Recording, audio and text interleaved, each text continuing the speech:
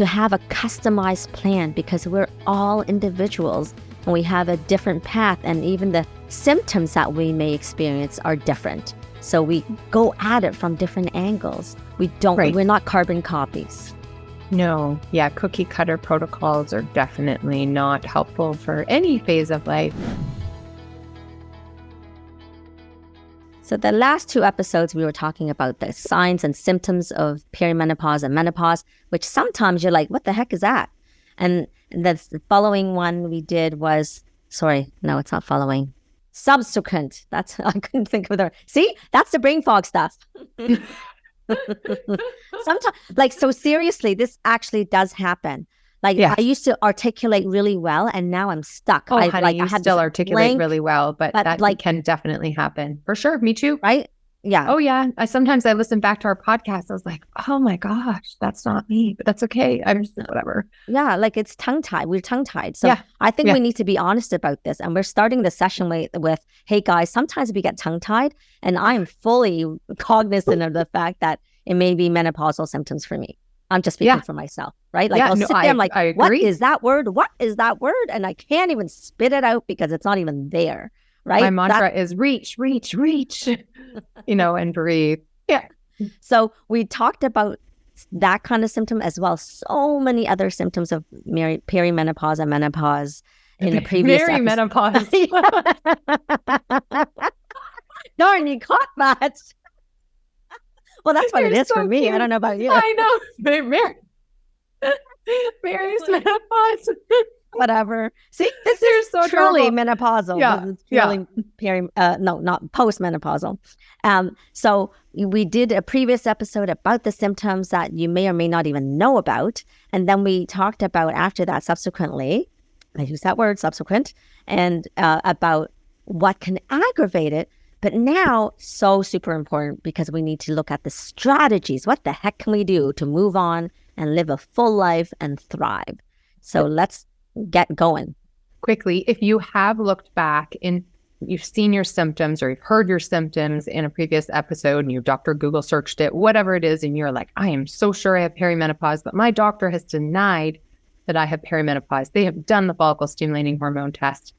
Then off-label use, there is a test that you normally would be looking at for ovary reserve. It's called anti-Müllerian hormone, and we talk about it in a previous cycle in great detail, but it can be used to kind of slightly predict when you're going to go through menopause. So if you're curious, and let's say you're trying to decide, do I go on hormone replacement therapy? What kind of strategies I need to implement? How long am I going to be following through these strategies? And you just want to get a sense of it.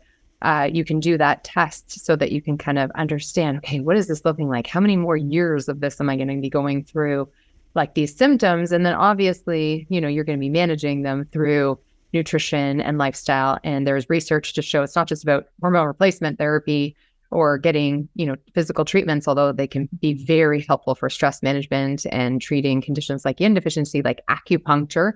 You can do a lot through lifestyle as well. So let's talk about nutrition and supplementation, and then jump into like Chinese medicine diagnosis and acupuncture points. Maybe you can give us a couple that patients can use for hot flushes. I would love that. Sure. And or before insomnia. We go on, I love how we speak over each other. Guys, I apologize that we do this because we're both so excited to be here with you. And if you love this so far, please subscribe and share with everyone that you know, because this is important stuff. These are transitions of life that we cannot avoid. Like, this is it, guys. And so also looking back to previous episodes, you can literally go to myfertology.com, where we also cite the different researches that we go through and all the rest of it. So let's talk about the nutrition and supplementation. Shall we start with there? Sure. Yeah. Top 3 tips for nutrition. I would definitely look at what kind of carbohydrates you are consuming. We mentioned in a previous episode, we talk about NAFLD, which is non-alcoholic fatty liver disease, which unfortunately is, epidemic, and we're getting it because of insulin resistance creeping and our Western society of overexposure of unhealthy carbohydrates. So making a shift in the types of carbs you're eating can impact your hot flushes and your night sweats. So nutrition, the biggest key would be to say, okay, instead of perhaps having pasta, looking at having rice in its whole form, so non-milled form, so brown rice, not pasta, not brown rice pasta, brown rice itself, or root vegetables, quinoa, legumes, so foods that are going to also feed your gut flora, which can also impact our hormones. So and then balanced plates, making sure you're getting all of the macronutrients of protein, carbohydrates, and fats. And the carbohydrates aren't just those starchy carbs I was just mentioning and being selective in those, but making sure you're getting above ground vegetables, because those have magnesium and they are very high in phytonutrients. So you want to stay healthy, because this is the age where people's, with all these hormone fluxes, often, unfortunately, autoimmune conditions can get turned on, or genetics can get, like, unhealthy genes can get triggered. So it's really important to eat your green veggies, like your mom told you to do, and like you're maybe telling your kids to do. I'm making myself laugh. So so nutrition, those would be my top main tips.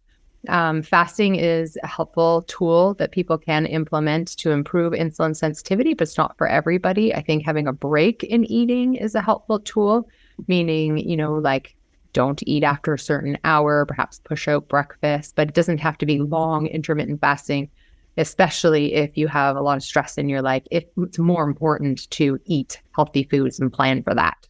But if you want to go back to one of our episodes, we do discuss intermittent fasting. We have one on sugar. We have a lot of different things. So just go back to them, and then, but keep listening to this for now. And so in terms of herbals, there's Western herbal medicine, and there's also Chinese herbal medicine. In Chinese medicine, when we look at the waxing and waning of our energy, which is part of this transition of going into perimenopause, we say the kidney jing, this essence that we were born so vital with when we come through this earth as a baby, we are born with a certain amount, and it decreases over time until our lights go out, literally. Right? So we need to be able to conserve that energy, and in exactly what you had mentioned, because in Chinese medicine, a huge part of it is that lifestyle medicine. It's what you eat, how you move, in exercise, right? And traditionally, the exercise that we speak to that you can do until your very old age is Tai Chi and Qigong. And so that's part of the, and often it's actually done outside. So you're connecting with nature and you're oxygenating through the fresh air. Well, hopefully fresh air, not polluted air. So then there is not just what you eat and what you have expressed, but it's how you eat it. And you talked about when you eat it. And what are we doing while we're eating? Are we being mindful? Are we in celebration and in community so that we have joy when we eat? Or are you sitting in front of the computer, chowing down, getting indigestion, and barely chewing? So all of that is so important. And then we can get to the Chinese herbal medicine, and then we can get into the acupuncture. That's lower rung compared to what you can do in your life. And so when you speak to about acupuncture, yes, there's lots of research that has been shown to improve symptoms such as hot flashes, helps to improve with sleep and anxiety and depression, like a lot of those symptoms that we have named. Joint pain, muscle pain. Yes. And in fact, when it came to the earlier studies in the West about acupuncture, the most studied types of acupuncture treatments are for pain of any kind. And it's very effective for that. So yes, it's all done and well. To me, acupuncture is not just for specific treatments of things. And traditionally, and what I do now, it's like I use it proactively. It's literally just part of my life. Because ideally, what you want to do is prevent. You don't want to even get to all these symptoms. And it's about preventing, mitigating the tension that goes with it. And so it can be super, super effective. And how does it work? Well, we put the needles in. They're very, very thin, much thinner than the hypodermic needles that you would get when you take blood draws. Thin as the hair, right? Yes. And so, literally everyone that comes in, oh, tell me how this works. And is it going to hurt? And when I do the needling, it's always quite a bit of a anticlimax. It's like, is it in? Yeah. Right? So, but then simultaneously, it's like, oh my gosh, I feel a sense of relaxation. And what I see and what I've experienced myself as through the patients as well, it's like you get an acupuncture session and it's like you have this rest and you feel as though you've had a full night's sleep versus just calming one down for that moment of time. Nourishes the nervous system. Yes, very good. Love that. And so let's just be very practical, and I'll give you one acupuncture point that you can do on your own. And gosh, like the people that are sitting in front of their YouTube, you can visually see, even though I'm going to be like spreading myself like a pretzel for a second, but that's okay. I'll do that for you. And then for those that are just listening on the podcast, you can just follow my lead, because this point, kidney 1, I think it's translated as bubbling spring. So if you think about what that means, it's like literally we're tapping into that essence to bubble it up and course through your body to revitalize and energize and have things moving and flowing. And what Tanya said earlier in terms of, gosh, like the liver can get sludgy, right? So it's like literally moving that sludge and revitalizing, keeping your pilot light on if you're a gas stove. And so this point resides on the base of your foot. And I'm going to pretend actually that my hand is my foot. And you can find the balls of your feet, right? And if you think about where your toes, oh, awesome. I love it. Okay, so Tanya is going to show us her feet, demonstrating. So if you divide where the base of your toes and to the bottom of the heel and divide it into 3, it's the top third, and it's really underneath the balls of the feet and right in the center. And if you kind of squish your toes, like you can actually see a little dent in it, and you press on it.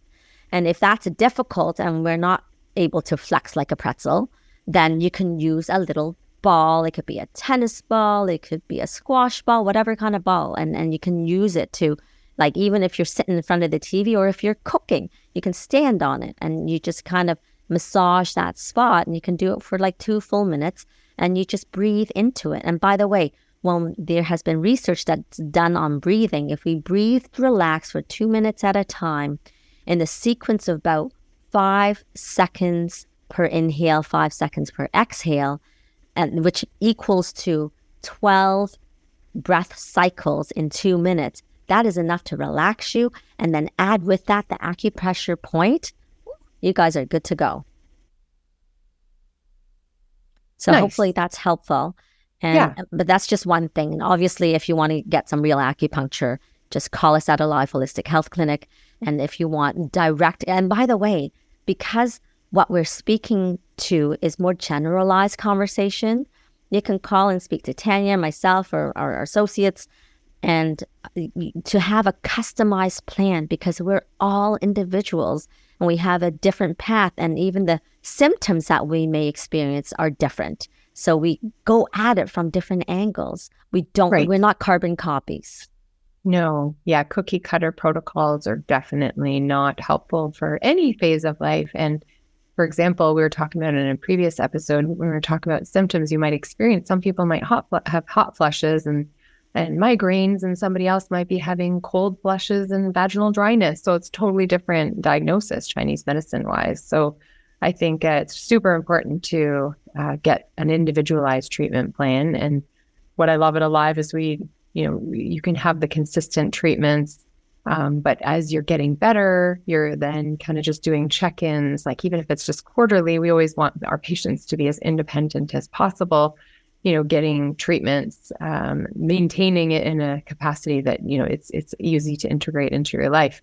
And going back to treatments, I would say hormone replacement therapy and antidepressants are the standard of care for conventional medical doctors, or it was years ago. And then kind of hormone replacement therapy got dropped because of studies that were done back in 2002 that were misinterpreted. And more recently, it's back on the table because the misinterpretation has been surfaced and medical doctors are more comfortable with it. Naturopathic doctors have been prescribing for years, recognizing and understanding, using bioidentical hormones for patients to support through perimenopause. And now we're also bringing in, bioidentical like estrogen patches, for example, that now the pharmaceutical companies are jumping on board. Instead of using compounded estrogens, we can use bioidentical estrogen that has been FDA approved and, turned into patches rather than creams, so that,